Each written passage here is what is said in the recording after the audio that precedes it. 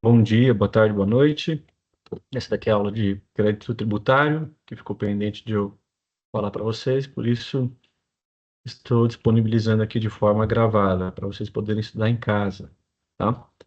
Enfim, eu vou deixar o arquivo disponível online também, para quando quiserem assistir com mais calma, poderem fazê-lo. E por conta disso, como vocês têm a opção de pausar, de voltar e assim por diante, eu vou ser mais direto, tá? Eu não vou explicar o mesmo assunto de forma repetida, porque eu sei que isso é importante para aprender, mas no contexto de conteúdo gravado, entendo que não é crucial aí para o melhor desempenho. Bom, eu estou aqui transmitindo para vocês a projeção, né? Espero que estejam vendo. E sobre crédito tributário, a primeira coisa que eu queria falar com vocês é sobre a natureza jurídica. Veja, ela está prevista no 139 do próprio CTN, que diz que o crédito tributário decorre da obrigação principal e tem a mesma natureza desta. O que isso quer dizer? Na verdade, quando a gente estuda a obrigação tributária, a relação crédito-débito, a gente retoma conceitos lá do direito civil, do direito das obrigações. E lá no direito das obrigações existe o conceito de crédito, propriamente, que é justamente a outra perspectiva daquele vínculo, né? E o crédito justamente corresponde à prestação, ao que deve ser cumprido para a satisfação da obrigação.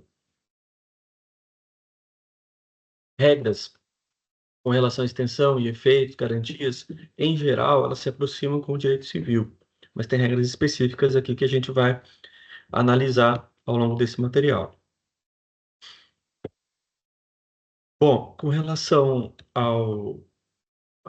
Sendo aqui. Com relação à Constituição e alteração do crédito tributário, é importante dizer que eventual modificação ou extinção dele, no caso, não altera a natureza, tá, do crédito ou das suas garantias propriamente. Isso é uma prerrogativa que existe na perspectiva da Fazenda Pública para exigir o crédito tributário.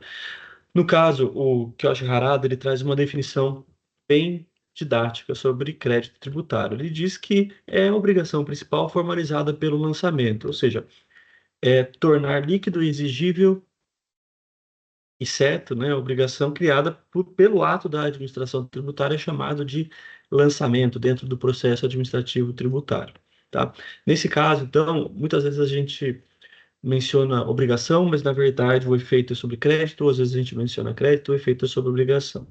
A questão é que o legislador ele usa as duas expressões, fazendo referência principalmente aí à dinâmica do Código Civil de 1916, hoje revogado, mas cuja estrutura permanece, tá? No caso, quando do lançamento, quando da constituição do crédito, é necessário identificar o quanto, ou seja, o valor devido, quem é o sujeito passivo, a pessoa física ou jurídica que deve pagar o tributo, tá? E, inclusive a data de cumprimento da obrigação, tá? Se faltarem esses elementos, não existe o crédito formalmente e, consequentemente, não há obrigação tributária. Na sequência sobre o lançamento, a gente tem, como já mencionado, justamente o ato da administração tributária que na esfera, enfim, da sua própria administração pré-processual, ela verifica a ocorrência do fato gerador e eventual hipótese de incidência, né? Ela determina ali se ocorreu a prática do verbo e do complemento dentro da matriz de incidência tributária, se não está presente uma das hipóteses de imunidade tributária, e assim por diante, tá? É feito o cálculo também, e como já dito, também é identificado o sujeito passivo. E caso haja uma violação da legislação tributária, quando do lançamento também é estipulada a sanção, penalidade aplicável. Lembrando que a penalidade tributária, ela, em regra, ela surge pelo descumprimento de uma obrigação acessória. E quando do seu descumprimento, essa penalidade, ela é convertida em multa, né? A qual, por sua vez, se transforma em obrigação principal autônoma enfim, à obrigação originária lá, o pagamento do tributo. Então, pode acontecer de haver R$ 0 de pagamento de tributo, porém, foi descumprida uma obrigação tributária. Nesse caso, ela vai ser convertida em único valor ali a ser exigido na certidão de dívida ativa perante o contribuinte, tá? Enfim, tem uma questão interessante que está no parágrafo primeiro aqui do 144, que fala de critérios de apuração e processos de fiscalização, né? Deixa eu colocar aqui de maneira mais detida para vocês. Vejam, se a legislação tributária ela é alterada e ela cria novas formas de apurar e de fiscalizar, novos instrumentos, novas plataformas digitais, novas estratégias, digamos assim, essas novas práticas, elas não alteram propriamente o,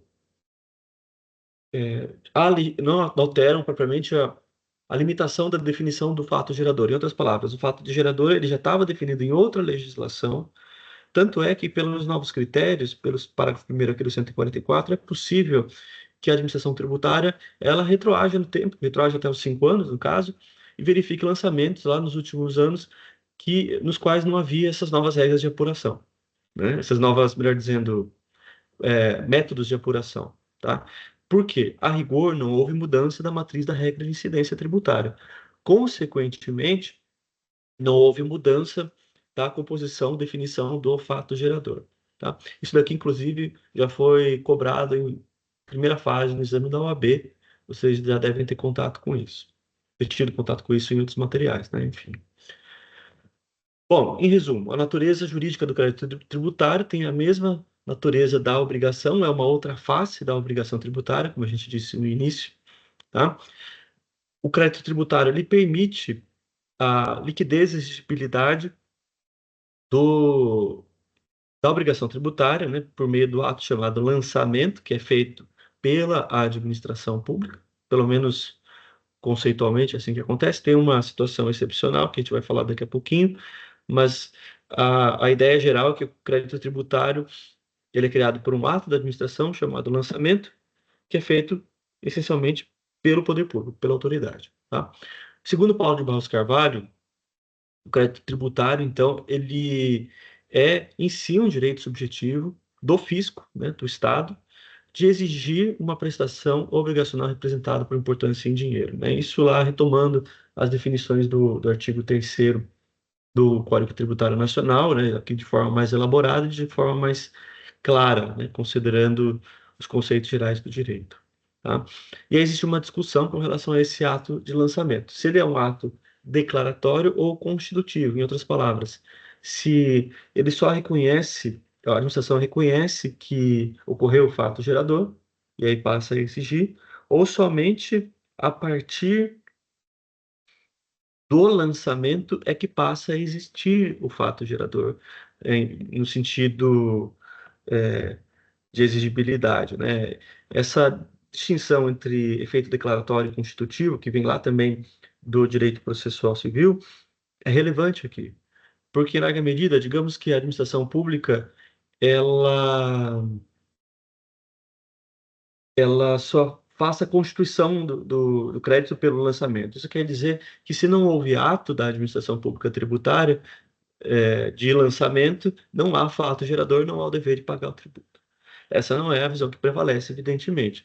É mais conveniente para a administração e faz sentido que o lançamento seja declaratório nesse sentido, declaratório do crédito, porque o crédito se constitui com ocorrência do fato gerador e cabe só à administração verificar que os seus elementos foram é, aplicados, né? Ou seja, regra matriz de incidência, né? Elemento subjetivo, objetivo, e assim por diante. E, enfim, e aí torna por si exigível a obrigação. Digamos que a administração tributária, então, ela perceba que houve um erro, né, na fiscalização anterior, ainda dentro do prazo, e ela, enfim, faz um lançamento, entre aspas, aí com atraso, né, ainda que dentro do prazo prescricional. Nesse caso, os efeitos são daquele fato gerador daquela época, porque justamente a natureza é declaratória, tá? Bom, agora vamos às hipóteses de lançamento. Nós temos a primeira sendo lançamento por declaração. No caso, o 147 é explícito, né? Sem dúvidas. Vejam, O lançamento é efetuado com base em declaração do sujeito passivo ou de terceiro, quando um ou outro, na forma da legislação tributária, presta à autoridade administrativa informações sobre matéria de fato indispensáveis à sua efetivação. Na verdade, o legislador está dizendo o seguinte: que é, quem dá elementos para a administração tributária é o próprio contribuinte ou ainda o substituto tributário, né, como a gente vê lá no regime de substituição. A propósito, né? Então, existe uma responsabilidade, na forma, inclusive, de obrigação acessória do contribuinte de prestar essas informações.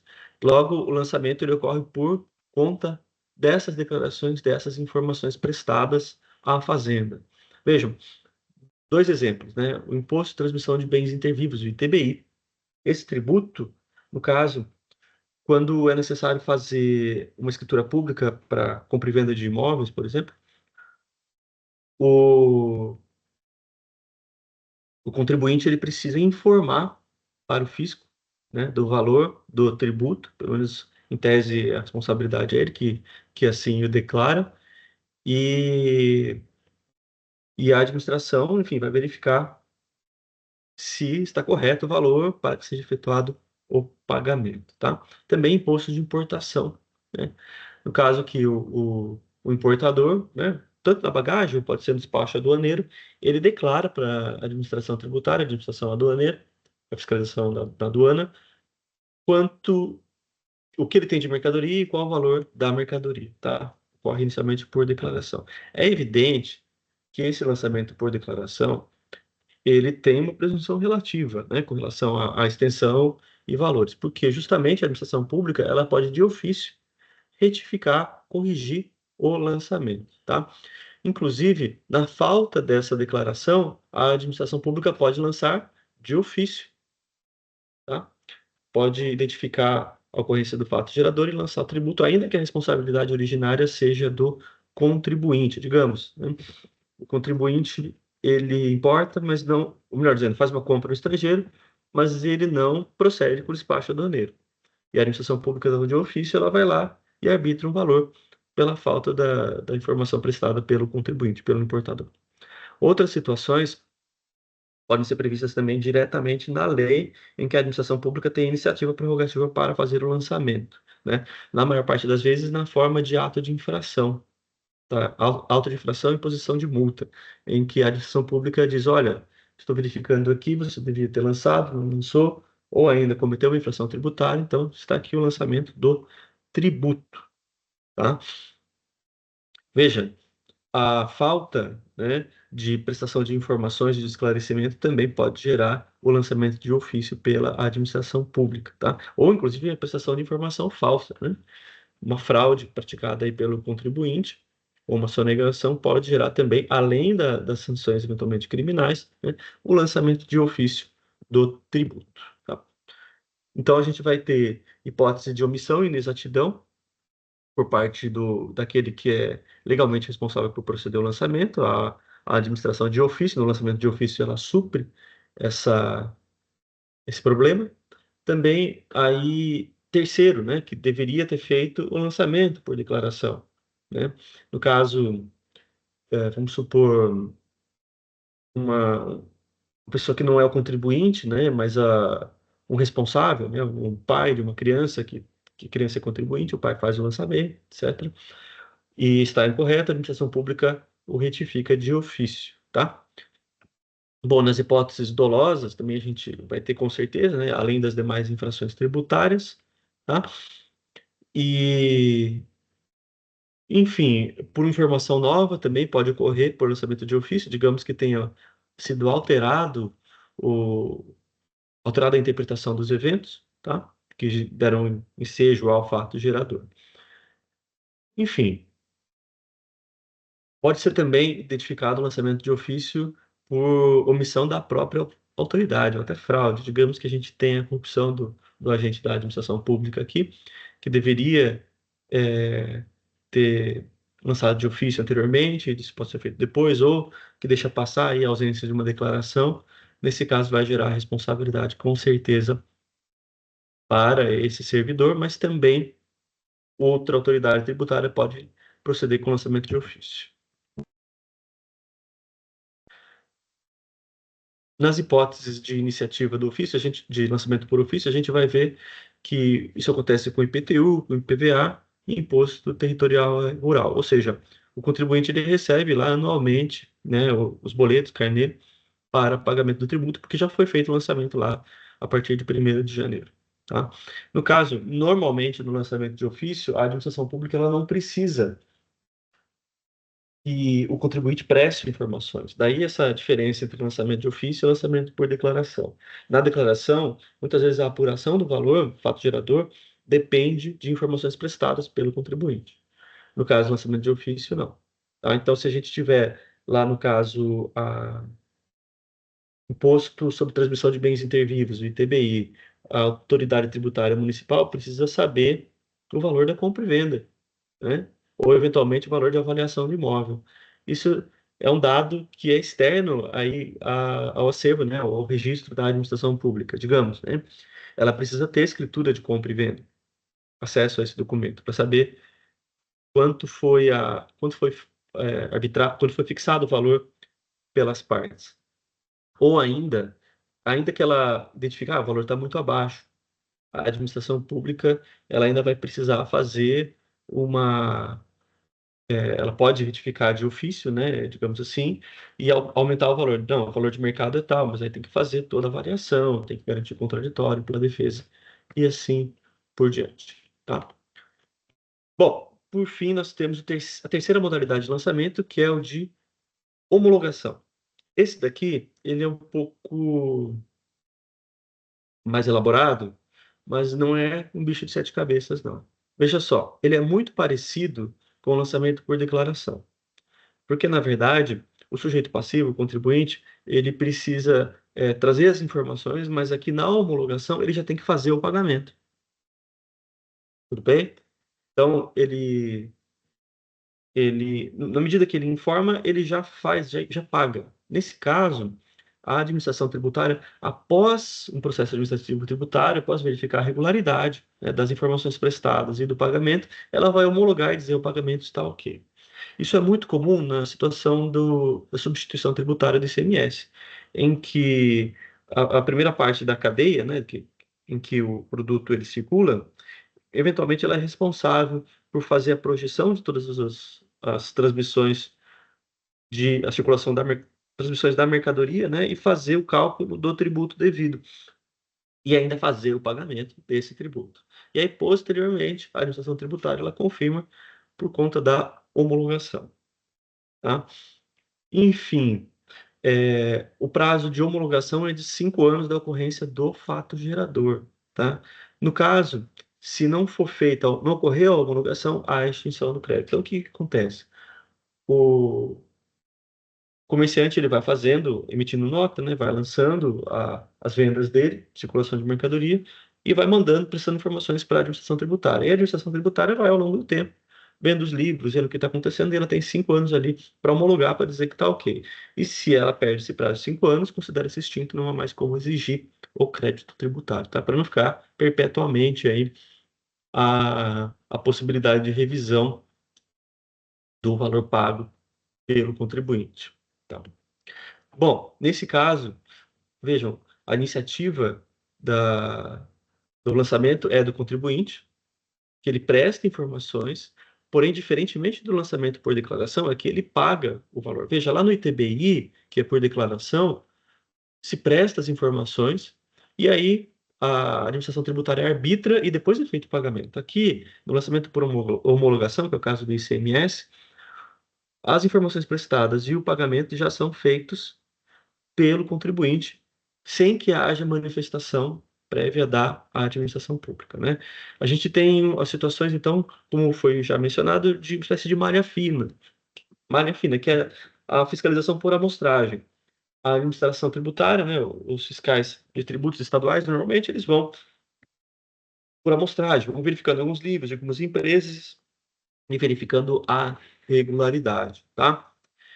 Pode haver, claro, uma impugnação do devedor com relação a essa homologação ou não homologação, no caso, tá? Ou alteração de ofício por parte da própria fiscalização tributária quando identificado o erro de fato, tá? Conforme o entendimento jurisprudencial consolidado. Bom, vamos lá então, a primeira questãozinha. Exame da OAB 2024, né? Exame 41. O Estado Alfa acabou de implantar um novo sistema online para lançamento de imposto sobre transmissão, causa-mortes e doação, o ITCMD. Aqui em Rondônia, ITCD. Veiculando também em lei estadual o modo como o preenchimento da declaração deve ser feito e entregue pelo sujeito passivo tributário por meio da internet.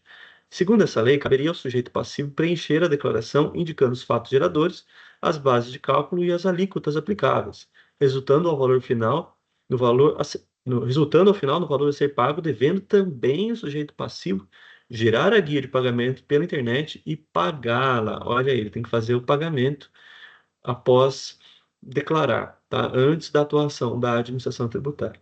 O fisco estadual teria prazo decadencial para analisar a declaração entregue e o respectivo pagamento por parte do sujeito passivo.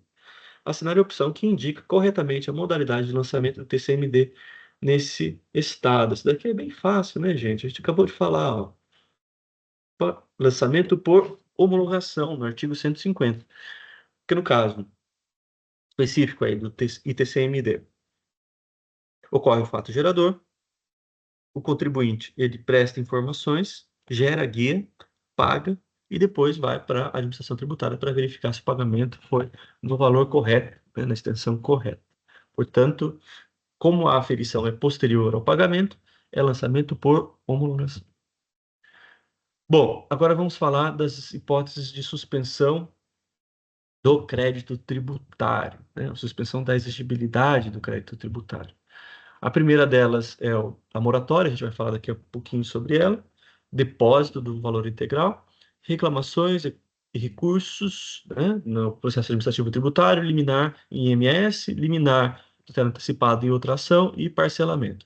Bem, em resumo, a suspensão da exigibilidade do crédito tributário significa dizer que o crédito existe, ele não foi pago, porém a administração tributária não pode praticar a exação, quer dizer, não pode haver a cobrança ainda. Tá? Não pode ter penhora de bens, não pode ter bloqueio judicial de valores, justamente porque está inexigível.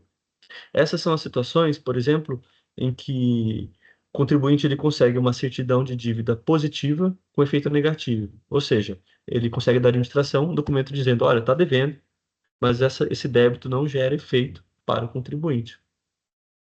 Ele é tratado como se não devesse, apesar de haver uma questão pendente aí, sem referência à suspensão, tá?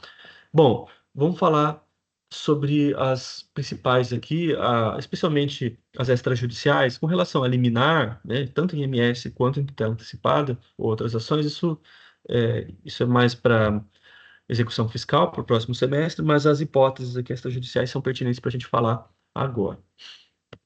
Veja, bom, aqui já mencionei, né, da suspensão do crédito, enfim, dei a explicação antes de apresentar o slide. Veja, as hipóteses 151 e também hipóteses judiciais mencionadas. Agora, primeiro, finalmente, moratória. Vejam, o que que é a moratória? Gente, existe o débito, né? Ele já era para estar vencido, mas é concedido um prazo, é concedido um tempo maior para que seja feito o pagamento. Isso não é tão comum, é necessário aí uma justificativa em termos de responsabilidade fiscal, porque a administração pública não pode simplesmente conceder novos prazos para o contribuinte. Mas isso pode acontecer para situações em que se busca uma política de regularização de práticas do contribuinte, ou ainda até infrações não tributárias, que eventualmente geram multa, que geram execução fiscal também.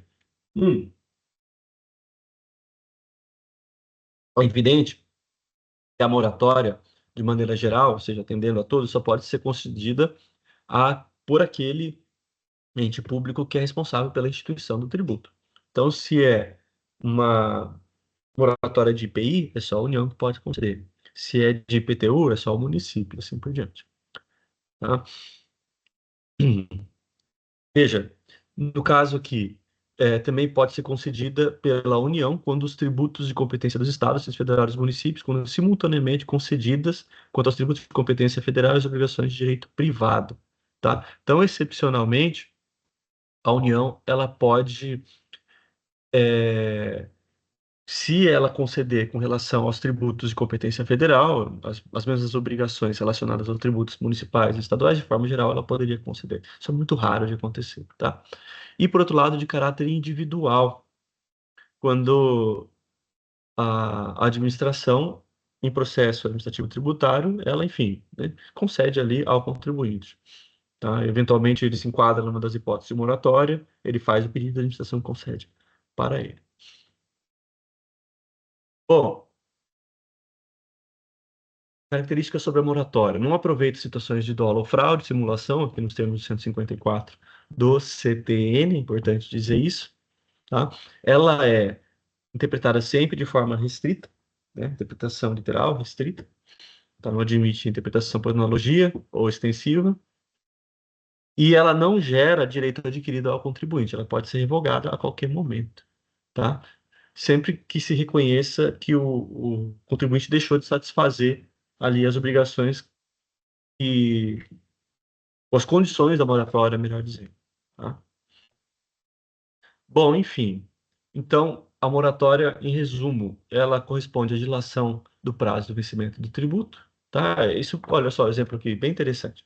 Ocorreu calamidade pública em municípios lá no Vale do Rio dos Sinos, né, na região de Lajeado também, no Rio Grande do Sul, ou uma crise econômica severa em determinada região do país. Isso pode dar causa aí à moratória, pelo menos é o que diz a doutrina, né? Lembrando que, considerando as regras de direito financeiro, é importante se atentar à lei de responsabilidade fiscal, tá? Inclusive é necessário, muitas vezes, aí adequação também às leis orçamentárias em específico, tá? Bom, a moratória, como já foi dito, não aproveita aqueles que atuam com dolo, tá? A pessoa sonegou, ela não pode ser beneficiada pela moratória. Agora, com relação ao parcelamento. Parcelamento é aquela situação na qual o contribuinte ele está pendente com fisco, ou seja, está devendo tributo, foi feito o lançamento, seja de homologação, por declaração ou de ofício, mas não foi feito o pagamento. Nessas hipóteses, gente, ele não está praticando uma infração à norma tributária, ele está essencialmente inadimplente, tá? Dever não é crime, tá? Não é uma infração por si só. De toda forma, o fisco ele tem muitas vezes interesse em obter maior arrecadação, né? Alavancar a administração pública, digamos assim, para poder fazer obras de investimento, para compor orçamento, etc. Nesse caso, é, é comum que o ente aprove leis, né, por meio de aprovação parlamentar, que instituem programas de parcelamento incentivado, com descontos em juros e multa, tá? Nessas situações, ao aderir ao parcelamento, o contribuinte ele tem o crédito suspenso também. Digamos, né? Ele está devendo um tributo, está devendo ICMS. Aí ele adere a um programa de parcelamento do Estado e aí vai fazer o pagamento em 12 parcelas. Quando ele entra no sistema, na plataforma da Secretaria da Fazenda, adere ao programa, paga lá a primeira parcela, né? Porque normalmente é das regras do parcelamento. Nessa situação, aí ele já pode tirar uma certidão que ele aderiu ao parcelamento e, eventualmente, aí obter a suspensão da exigibilidade do crédito tributário. Tá? Isso é importante porque ele pode, por exemplo, precisar disso para participar de uma licitação, para estar uma questão de compliance, para estar regular com relação aos seus investidores, com relação a clientes e assim por diante. Tá? E muitas vezes o parcelamento ele dá desconto também em juros e multa. Ele baixa ali a taxa de juros, né, o valor da multa pelo inadimplemento da obrigação. Nessas hipóteses, eventualmente é conveniente para o contribuinte ficar de olho e, claro, uma assessoria tributária, né? E aderir, quando possível, a um parcelamento, tá? Bom, tem uma regra específica sobre parcelamento que eu queria trazer aqui para vocês, que está na Constituição Federal, tá? Isso, inclusive, foi incluído na emenda, foi alterado, melhor dizendo, pela emenda constitucional 103 de 2019. O que estava acontecendo até então? Grandes devedores, né, do, no Brasil, eles estavam fazendo parcelamento, especialmente com a União, a parcelas perder de vista. Então fazia lá para pagar em 10, 15, 20, 30 anos. os débitos tributários, né? O que era muito conveniente para eles, porque eles, enfim, não recolhiam de forma correta, tinham o débito tributário, eles, enfim, jogavam para frente num parcelamento muito amigável, digamos assim, com o fisco e deixavam de pagar. Pela redação do parágrafo 11 do artigo 195, vejam que são vedados a moratória e parcelamento em prazo superior a 60 meses. E na forma de complementar a remissão e anistia, a gente vai falar daqui a pouquinho, né? Vejam, então, o limite para parcelamento é 60 meses ou 5 anos aqui, né? Especificamente aqui com relação às obrigações relacionadas à Seguridade Social. Importante dizer, tá? Esse parágrafo 11 é aplicável às contribuições sociais, tá? Enfim, tem regra própria. Mas ainda assim, eventualmente, é cobrado conforme aconteceu no exame da OAB, olha só, recentemente, né? Exame 43. Nova lei federal ordinária, lei federal, olha aí, pretendendo oferecer uma oportunidade para que os empregadores possam quitar suas dívidas de contribuição previdenciária patronal, olha aí, devendo INSS. Criou um programa de parcelamento de dívidas de tributo em até 90 meses. Diante desse cenário, a cenário afirmativa correta. Bem simples, gente, como a gente já viu, né? É estabelecido ali um limite nos termos do parágrafo 11 do 195. Ah, mas que sacanagem cobrar esse detalhe, essa informação. Ó, é norma constitucional em matéria tributária, tá? O que está especialmente na Constituição e boa parte do que